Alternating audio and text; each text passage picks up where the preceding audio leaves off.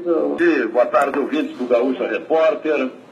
Olha, Stout, tanto se falou em pauta-bomba nos últimos tempos aqui no Congresso Nacional que a maior delas estava reservada. A verdadeira pauta-bomba acabou sendo a prisão do senador Delcídio Amaral, até ontem à noite, o líder do governo Dilma no Senado. Agora, como é que tudo começou, Stout? Começou por esse instituto novo no direito penal brasileiro que tão bons resultados vem oferecendo à justiça criminal, que é a chamada delação e que o procurador Janot prefere usar, e eu estou de acordo com ele, a colaboração premiada. O resultado está aí, depois de tantos figurões presos, chegamos agora a um político líder e a um homem muito rico, que é o presidente do BTG Pactual, o 13º mais rico do Brasil. Terceira colocação entre os homens mais ricos do Brasil. E esse instituto começou muito bem pelo juiz Sérgio Moro, que nunca, numa sucessão tão grande, usou da colaboração premiada. Então, há muito por dizer, eu sei que o seu tempo é curto, mas agora se espera a cópia dos autos do chamado estado de flagrância. E aí é muito importante, Stout, eu não sei se você já informou aos ouvintes o que é o estado de flagrância, que é a caracterização que o Supremo Tribunal Federal encampou para este caso. Ao encontro do artigo 53 da Constituição Federal, ele conseguiu uma analogia e disse o seguinte: eu estou aqui sobre a minha mesa, Stout. É a interpretação de que é um crime continuado de formação de organização criminosa, de participação em organização criminosa. Em resumo, você disse bem, mas eu uso as expressões do próprio ministro Teori Zavascki. Diz ele no item 2º do relatório, eu tenho cópia do relatório aqui sobre a mesa, do relatório do ministro Teori, são 45 laudas, mas são 5 linhas quando fala no fundamento jurídico para a adoção da prisão. Diz ele o seguinte: o senador Delcídio Amaral, o banqueiro André Esteves e o advogado Edson Ribeiro estão tecnicamente em estado de flagrância, uma vez que estão manejando meios para embaraçar o plano da Operação Lava Jato, a investigação criminal que envolve a organização criminosa. Então foi essa a situação, a flagrância, o estado de flagrância é esse. Então agora se espera que chegue aqui no Senado, eu acho que vem até a noite de hoje, porque como as prisões aconteceram às 6h30 da manhã, amanhã de manhã, quando se completarem as 24 horas, não estará aberto o Congresso. Então eu acho que vem ainda hoje. E aí o Senado Federal terá o seu prazo para confirmar ou relaxar a prisão do senador Delcídio, em votação secreta. E o senhor já formou juízo sobre o tema? Eu acho o seguinte, a votação é secreta. Mas veja bem... Mas pode ser aberta, né? Inclusive essa discussão, a senadora Amélia eu prefiro dizer o seguinte, Stout, eu no seu lugar estaria fazendo essa pergunta e durante muitos anos fui um grande perguntador aí no seu lugar. Mas veja bem o que disse a ministra Carmen Lúcia, muito lúcida, diz ela o seguinte: na história recente de nossa pátria, houve um momento em que a maioria de nós brasileiros acreditou no mote de que a esperança tinha vencido o medo. Lembra? Era a campanha do Lula. Sim. Depois nos deparamos com a ação penal do mensalão e descobrimos que o cinismo venceu a esperança. E agora, continua dizendo a ministra Carmen Lúcia, e agora parece se constatar que o escárnio venceu o cinismo. Eu quero avisar que o crime não vencerá a justiça. O senhor duvida do voto aberto no plenário? Tá, deixa eu só concluir, porque eu acredito que sim. Agora, por exemplo, aqui na ala Tancredo Neves, onde tem o meu gabinete, e a 2 portas adiante tem o gabinete do Magno Malta, ele me consultou se eu votaria em aberto. Eu disse, olha, se for permitido isso, eu voto aberto. Do Delcídio como líder do governo do PT. Ele passava à frente do meu gabinete todos os dias. Sempre foi muito cordial, mas agora se sabe o que ele fazia e o que não deveria fazer. E, aliás, houve uma movimentação muito grande aqui na ala hoje. Às 7 horas, 6h30 da manhã, fecharam essa ala, muitos policiais, e foram para o gabinete vasculhar os arquivos do senador Delcídio. Só às 8h30 que liberaram aqui a sala para os funcionários entrar.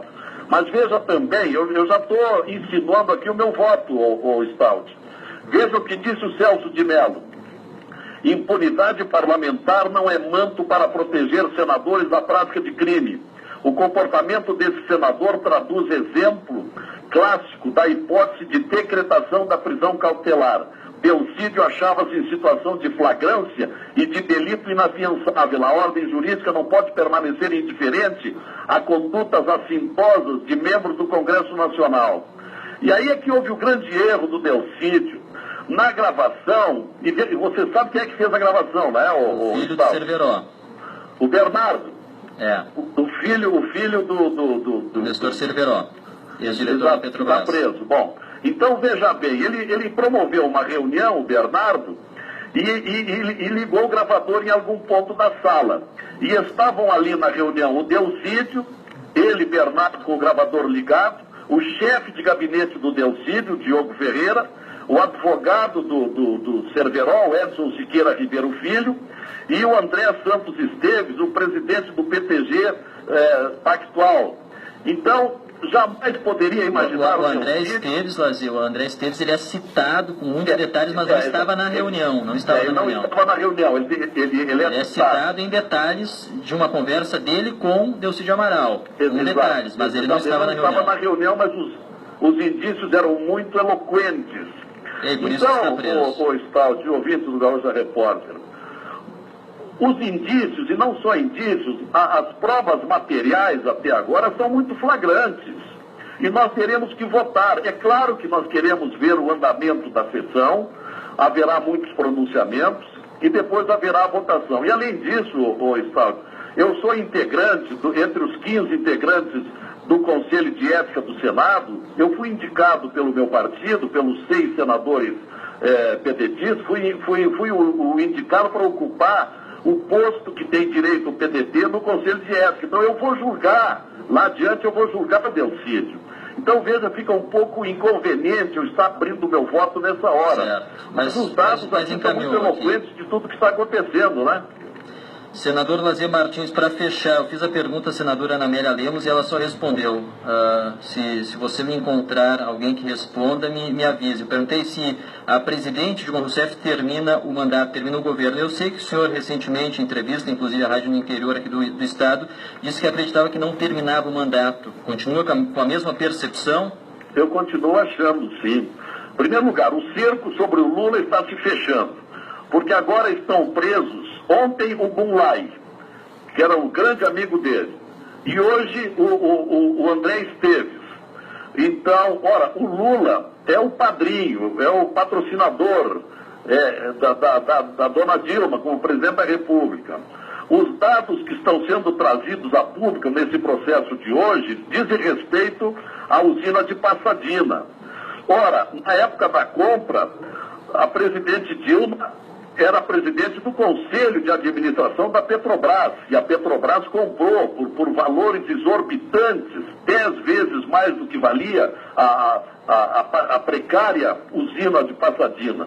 Então, também, a partir de hoje, convenhamos, se fecham também elementos muito sérios em torno da presidente da República. O PSDB está aí lutando, fazendo de tudo para apressar o julgamento através de um impeachment ou através do Superior Tribunal, do Superior Eleitoral, onde ela responde por ter recebido propina para sua campanha em 2010. Então, há um volume de acontecimentos, de dados, de provas, que de repente eu não sei até onde ela resiste. Agora, o que se comenta aqui no Senado é que ali por março, quem sabe abril, maio, haverá muitas outras novidades. E quem sabe lá atingindo diretamente a presidente da República. Então essa é a situação. Senador, obrigado, bom trabalho em Brasília. Tá bom trabalho a vocês, um grande abraço e obrigado pela oportunidade de reaparecer nesse programa, que tive a honra de ser o apresentador durante 27 anos. Um abraço a todos. Um abraço. Senador Lazier Martins, do PDT. Nenhum deles abriu voto, o senador inclusive justificou que que não abriria o voto agora porque futuramente vai fazer o julgamento também no Conselho de Ética, mas ficou bem claro pelas manifestações dos 3 senadores do Rio Grande do Sul que nenhum passará a mão na cabeça de Delcídio Amaral. Aliás, eu torço, né? Não sei se eu sou ingênuo, mas eu torço que o voto seja aberto, né? Será uma vergonha um voto fechado, porque se for voto fechado, secreto, daí todo mundo já sabe qual será o resultado sobre a manutenção ou não da prisão do senador Delcídio Amaral do Partido dos Trabalhadores do Mato Grosso do Sul.